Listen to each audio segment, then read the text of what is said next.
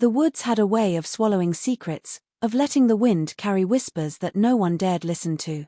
Deep in a forgotten corner of the forest, where sunlight barely pierced the thick canopy, an old cabin crouched beneath twisted roots and creeping vines, like it had been waiting for someone to stumble upon it, or perhaps hoping no one ever would.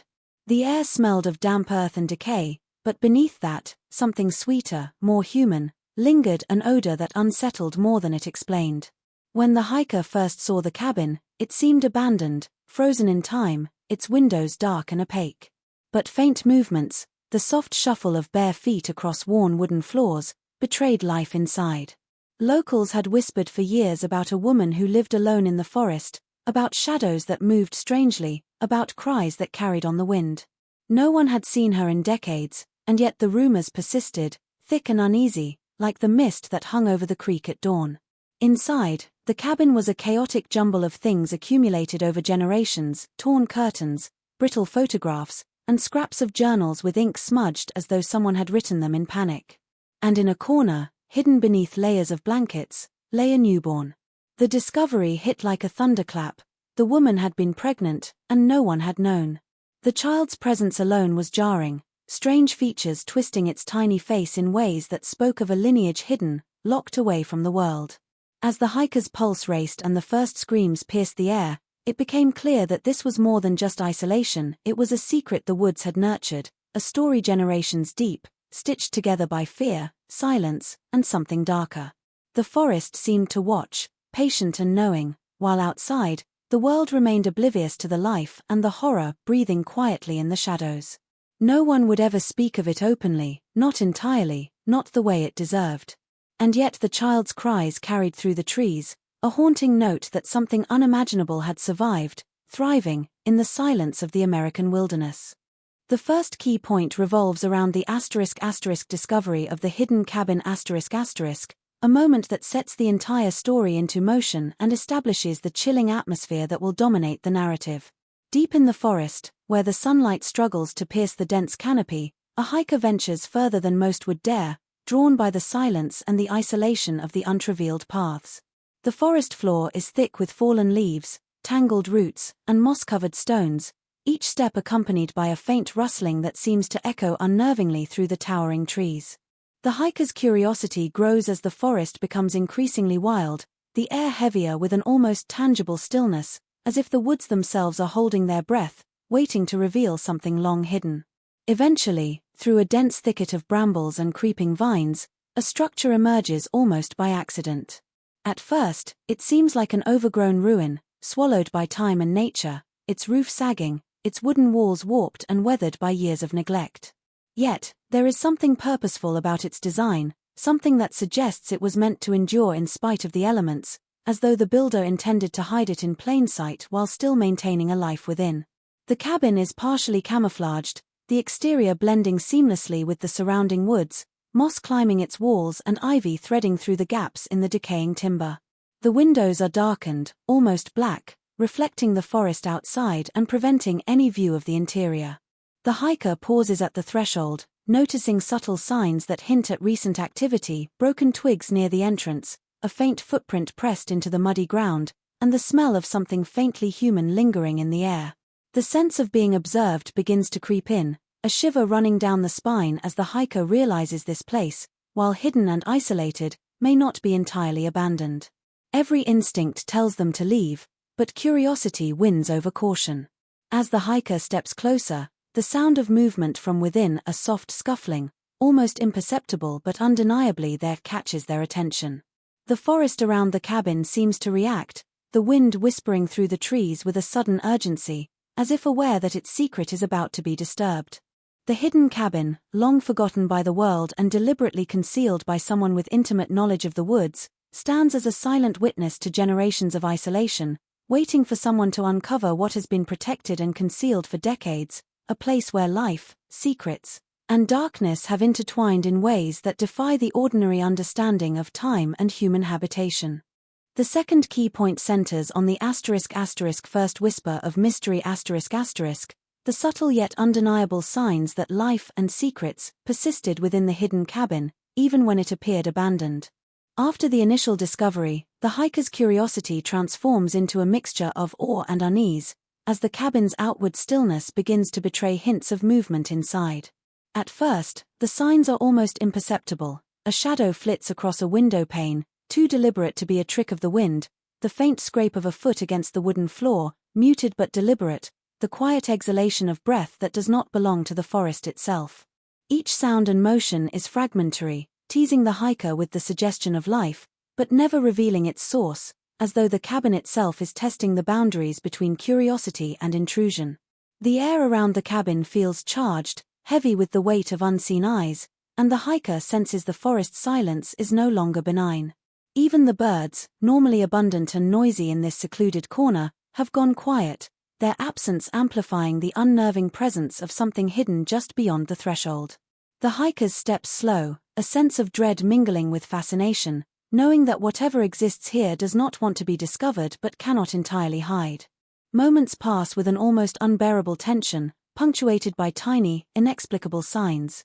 A curtain quivers though no wind stirs, a door creaks though it has been latched for decades, and a fleeting glance through a grimy window reveals a shape that dissolves when observed directly, leaving only the faintest impression of a figure bending or crouching. Each fragment of evidence builds on the previous, layering the tension until the forest itself feels alive, responding to the hiker's presence with subtle, almost sentient resistance. The mysterious energy of the cabin grows more tangible, an aura that seems to cling to the air, as if decades of secrecy, fear, and isolation have imbued the place with its own consciousness. The hiker begins to notice personal effects that betray someone's prolonged habitation: a threadbare blanket tucked into a corner, the faded remnants of handwritten notes, a crude handmade stool with impressions indicating recent use. These details, minute yet undeniable, shatter the assumption that the cabin is abandoned, revealing a life lived in complete seclusion, observed only in fleeting glimpses and hints. The realization settles like a weight in the hiker's chest. Whatever exists here, whatever has been hiding from the world, has been watching, waiting, and enduring, and the encounter has only just begun, a first whisper of a much deeper mystery that refuses to be ignored, a secret that will grow darker and more impossible to unravel the closer one comes to understanding it. The third key point delves into the pregnant secret the shocking revelation that the woman living in isolation had been carrying a child, a fact no one knew until the moment of discovery, and the profound implications this had for the mystery surrounding the cabin. For years, the locals had murmured about her existence, an enigmatic figure glimpsed only in fleeting moments or remembered from stories passed down by those who had seen her long ago. Some claimed she was merely eccentric, a recluse who had chosen the woods for solitude and privacy. Others whispered darker possibilities, hinting at a family so insular that the world beyond the forest had almost ceased to matter. Yet, despite these rumors, no one suspected the true extent of her life within the cabin, and certainly no one imagined that a child would emerge from such hidden circumstances. The discovery of the newborn shattered all expectations, revealing that the woman had not only survived in isolation but had carried a pregnancy to term without any outside awareness or intervention. The baby, swaddled in layers of worn blankets, was startling in appearance, small, fragile, and marked by traits that suggested generations of inbreeding, a lineage hidden from public knowledge and shielded from the scrutiny of science or society. The moment the hiker realized the child existed, a profound sense of unease settled over the forest, as though the trees themselves were aware of the secret now revealed.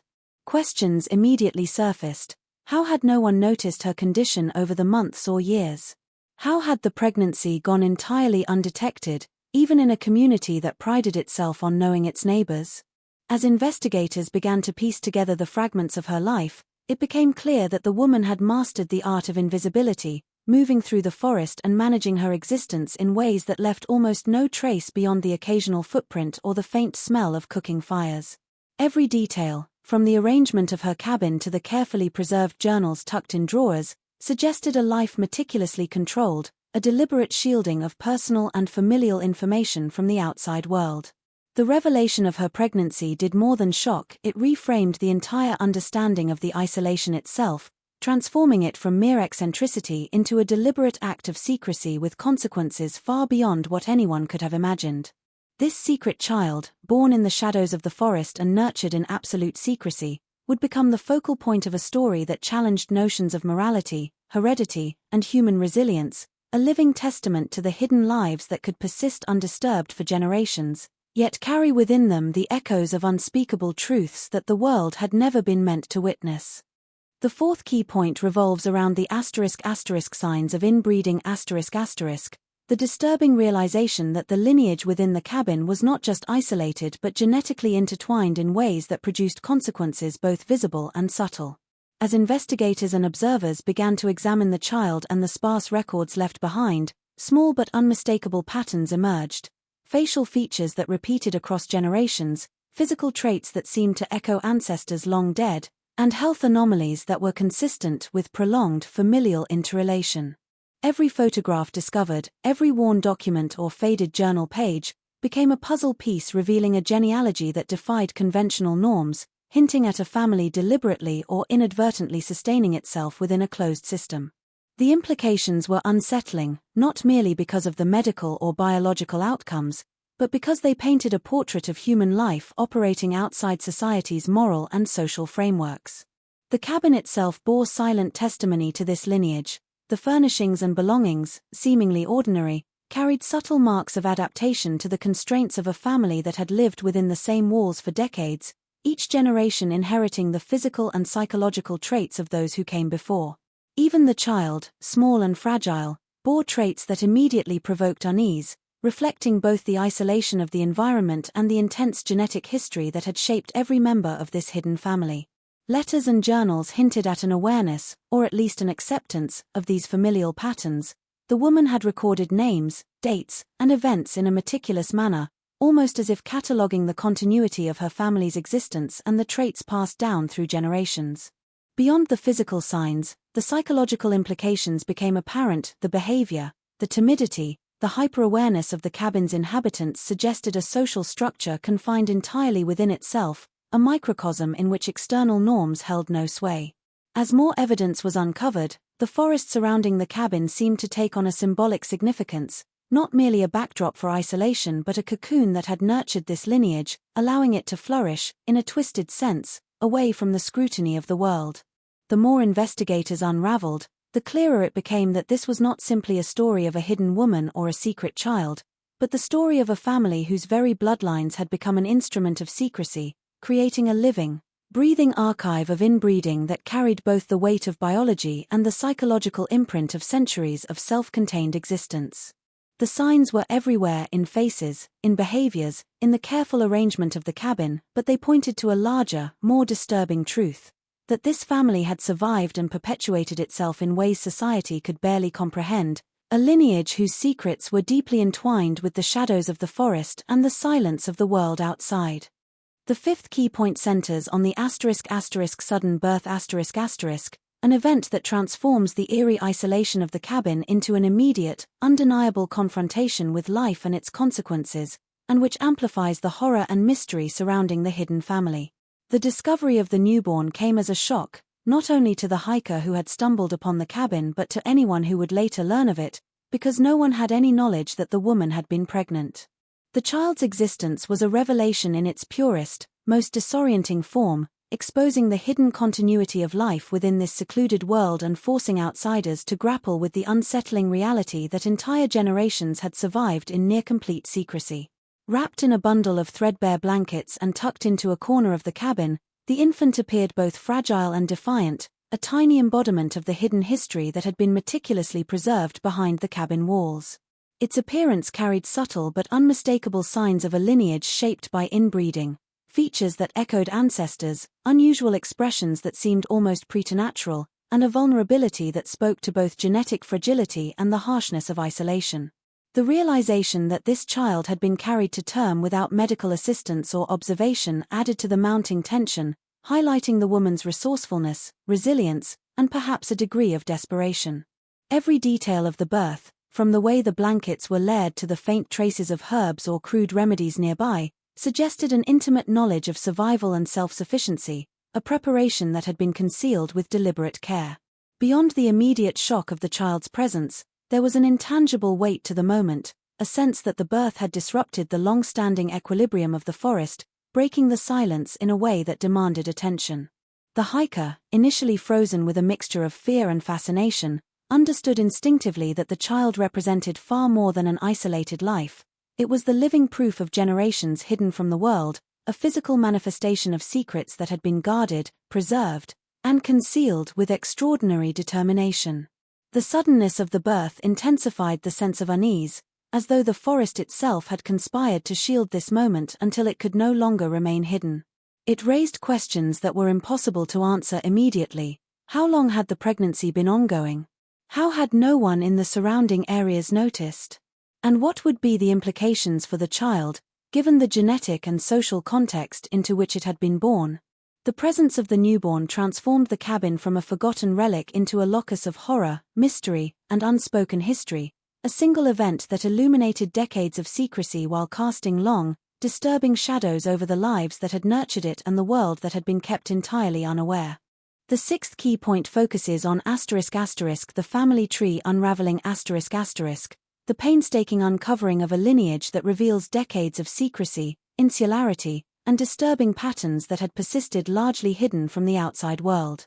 As investigators began to sift through the remnants of the cabin, photographs, journals, letters, and official records, they started to see a web of connections that defied societal norms and moral expectation. Names repeated across generations, marriages occurred within the same limited circle, and dates suggested a careful management of relationships intended to keep the family confined to its own domain. Each discovery added a layer of horror and fascination. Faded photographs showed children with uncanny resemblances to their parents, grandparents, and even more distant ancestors, as though the bloodline had been recycled deliberately, almost obsessively, to preserve its own continuity. The journals contained meticulous records of births, deaths, and family events, often written in a tone that suggested normalization of behaviors that outsiders would find shocking.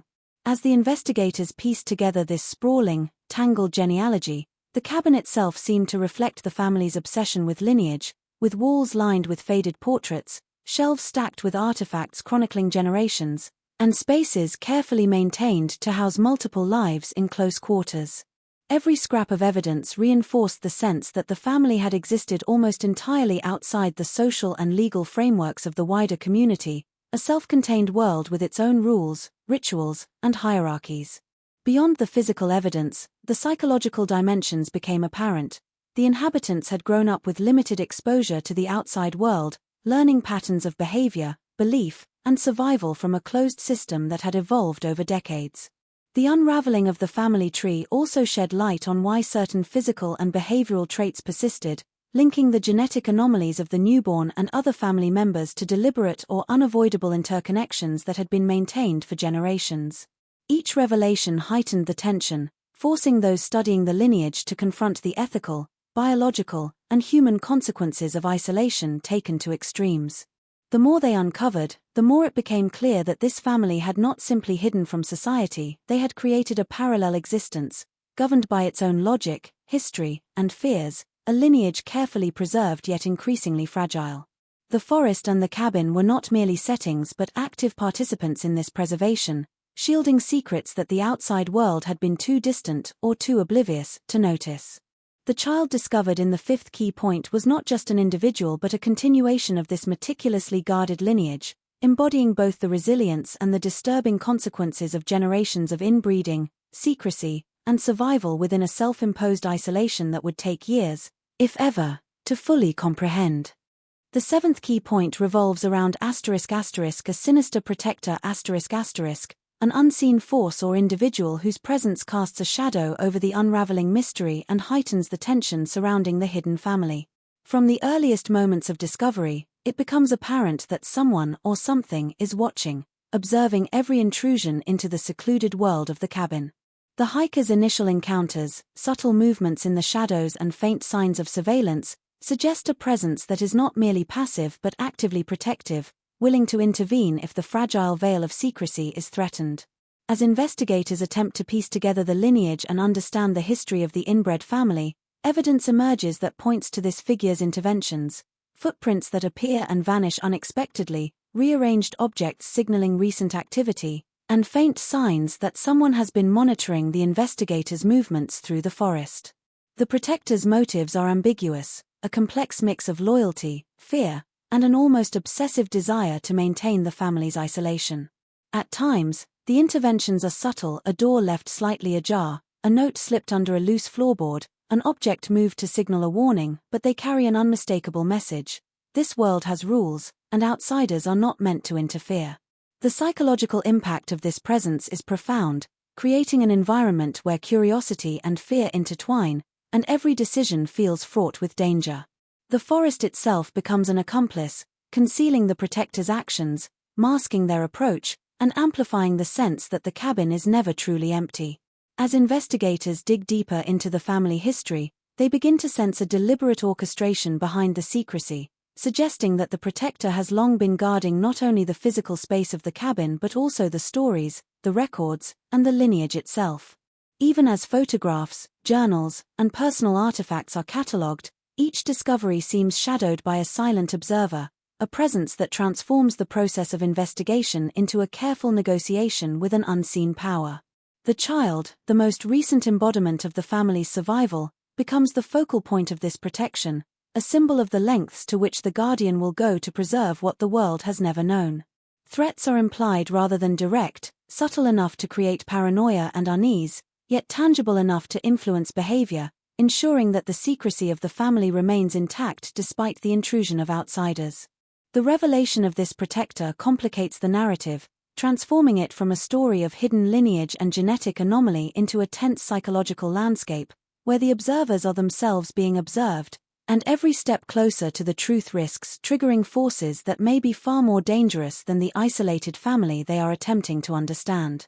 This presence, loyal, vigilant, and potentially ruthless, underscores the fragile balance between exposure and concealment, casting the story into shadows that are as much psychological as they are physical, and ensuring that the secrets of the cabin are defended with a vigilance born of generations of fear and survival. The eighth key point centers on ***, the community's silence ***, the unsettling realization that the surrounding town and neighbors had long been aware, at least in fragments, of the hidden family and their disturbing circumstances, yet chose to remain silent, either out of fear, complicity, or a stubborn unwillingness to intervene. As investigators delved deeper into the forest and examined the cabin, they began to uncover traces of knowledge that had existed in the town for years: anecdotes, fleeting sightings, hushed warnings, and stories passed down over generations. Some residents recalled glimpses of strange figures moving at odd hours, or the distant cry of children that carried through the night, yet these memories were often dismissed as imagination or superstition. Others remembered rumors of women and children living apart from society, of families that seemed to vanish and reappear under mysterious circumstances, but no one had acted, preferring to maintain the illusion that these were merely idle tales. The silence of the community functioned as a protective barrier for the family, allowing them to remain hidden and undisturbed for decades. Investigators soon realized that this silence was not simply negligence, it was reinforced by fear, shame, and perhaps a recognition of the taboo that hovered over the family's existence. Neighbors who spoke were cautious, their voices low and hesitant, their words laden with an unspoken acknowledgement that delving too deeply into the matter could have repercussions, both social and, perhaps, physical. This collective refusal to engage created a moral and psychological tension that mirrored the isolation of the family itself, turning the surrounding society into a silent enabler of the secrecy. The investigators noted the contradictions in the community's accounts. While many claimed ignorance, subtle hints suggested long-term awareness, such as avoidance of the forest, passing remarks about unusual behaviors, and the careful exclusion of certain areas from public knowledge. Even law enforcement records were scant or incomplete, suggesting either oversight or deliberate omission, further amplifying the sense that the family's isolation was both natural and socially constructed. The silence carried consequences beyond the immediate concealment of the child or the pregnant mother. It allowed generations of inbreeding and secrecy to persist unchecked, unexamined, and ultimately unchallenged by external scrutiny. As the layers of secrecy peeled away, the investigators began to grasp how deeply entrenched the community's complicity had been, a force almost as protective as the forest itself. The realization was chilling. The family had not survived alone in the woods, they had been shielded, intentionally or not, by the unwillingness of the world outside to confront what was occurring, creating a web of silence that made the forest both sanctuary and prison, and leaving the child and her lineage as living testaments to the consequences of collective avoidance, ignorance, and fear. The ninth key point revolves around the wood's haunting presence the way the forest itself becomes an almost sentient character in the story, a silent observer and guardian of the hidden family, shaping their lives and the unfolding mystery in ways both tangible and psychological. From the moment the hiker first approached the cabin, the forest was more than mere backdrop. It exuded a sense of watchfulness, a presence that seemed to respond to intrusion and to concealment alike. The trees, dense and gnarled, formed natural walls that obscured sunlight and distorted sound, creating pockets of shadow in which life could exist unnoticed for decades. Every step through the forest was accompanied by subtle cues: the crack of a branch underfoot, the rustle of unseen creatures, and the constant whisper of wind through leaves that seemed almost purposeful, as though the forest itself were communicating, warning, or guiding those who dared enter. Investigators noted that the landscape was treacherous in ways that seemed intentional, with hidden roots and uneven ground, thickets that snagged clothing, and paths that shifted subtly over time, as though the forest had learned to protect its secrets. Beyond these physical characteristics, there was an atmospheric weight to the woods, a psychological pressure that intensified the sense of isolation and amplified the tension. Sounds carried differently here, shadows seemed to move of their own accord, and even familiar objects, rocks, fallen logs, animal tracks, took on an unfamiliar and ominous quality. The forest's presence became especially evident around the cabin itself. Small clearings, overgrown trails, and dense underbrush created a natural barrier that both concealed and trapped, making accidental discovery unlikely and escape psychologically daunting. The haunting quality of the woods extended to the hidden family, whose entire existence was intertwined with the rhythms and dangers of this environment. They learned to move silently, to camouflage themselves and their activities, to treat the forest as both protector and predator, relying on its concealment while remaining wary of its unpredictable nature. The newborn, discovered in the fifth key point, was brought into a world shaped by this omnipresent wilderness, a place that demanded caution, awareness, and adaptation from the earliest moments of life.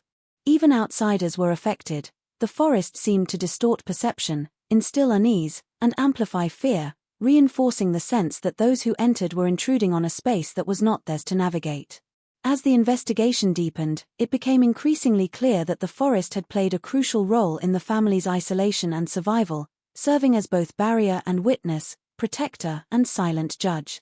The haunting presence of the woods added a layer of inevitability to the story, emphasizing that the secrets it concealed were not merely human in nature but were intertwined with the living, breathing wilderness that had nurtured, hidden, and perhaps even guided the family's survival in ways that no outsider could fully comprehend or anticipate.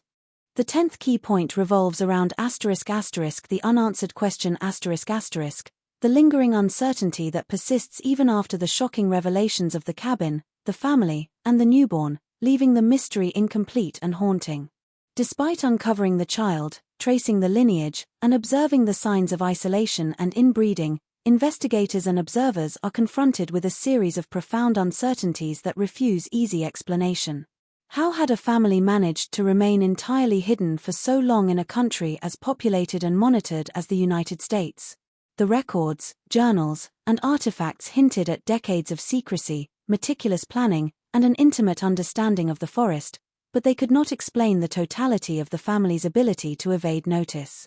Questions arose about the extent of the lineage, how many generations had lived in isolation, and what other secrets might still be buried within the depths of the woods. The newborn, fragile and unobserved until the moment of discovery, embodied the continuity of this hidden existence, but also underscored the limits of understanding. What other lives had been brought into the world under similar circumstances, and what fate had befallen them? The psychological impact of these unanswered questions weighed heavily on those who had ventured into the cabin or attempted to study the family. Investigators found themselves grappling not only with ethical dilemmas but with the realization that human understanding is often limited when confronted with isolation that spans decades, with rules, behaviors, and survival strategies entirely divorced from societal norms. The forest itself seemed complicit, concealing details, redirecting intruders, and preserving the family's autonomy in ways that defied comprehension. Even the locals, whose collective silence had allowed the family to persist, could offer only fragments of knowledge, hints that deepened the mystery rather than clarifying it, leaving a haze of rumor, fear, and speculation hanging over the case. Every new piece of evidence raised more questions than it answered. The precise origins of the lineage, the extent of inbreeding, the intentions or awareness of the adults involved, and the ethical considerations surrounding intervention remained unresolved. The child's presence made the story tangible, immediate, and profoundly human, yet it also highlighted the inability of outsiders to fully penetrate the hidden reality of the family's existence. Ultimately, the unanswered question serves as a haunting conclusion, a recognition that some mysteries cannot be entirely resolved, and that the forest, the cabin, and the family within it retain elements of their secrets despite exposure. The story does not end with clear answers. Instead, it leaves a lingering sense of dread, fascination, and unease, a reminder that human curiosity often encounters limits and that the unknown can persist even in the most familiar landscapes. This unresolved tension, the weight of what remains hidden, becomes the final and perhaps most chilling element of the tale, emphasizing that some histories, no matter how exposed, continue to guard their secrets, and that the forest may still conceal truths that no outsider will ever fully uncover.